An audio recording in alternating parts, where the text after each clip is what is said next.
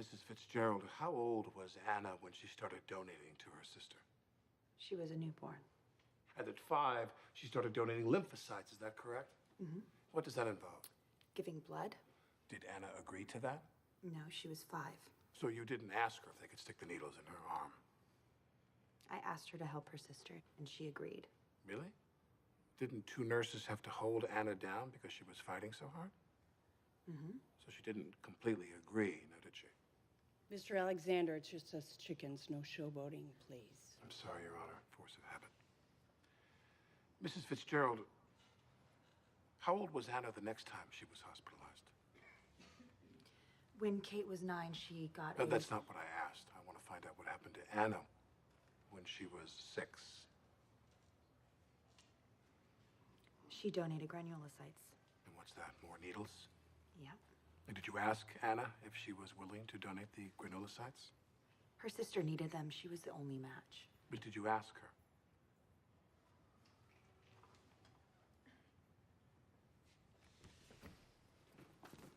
Mrs. Fitzgerald, answer the question, please. No, I didn't. We talked about it a lot. But no, I didn't ask her permission. Next was the bone marrow aspiration. Could you describe that procedure for us? They put needles into Anna's hips. Into the bone? Yes. Big needles? Mm-hmm. Using your hands, would you indicate to the court approximately the size of those needles?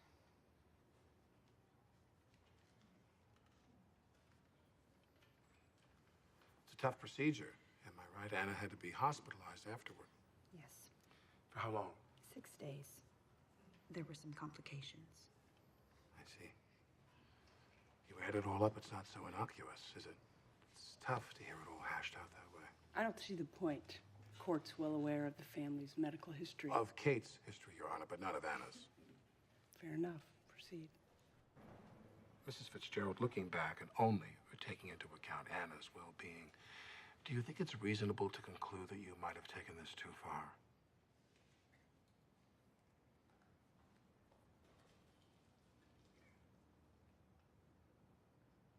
Looking at only Anna's situation, yes, it is.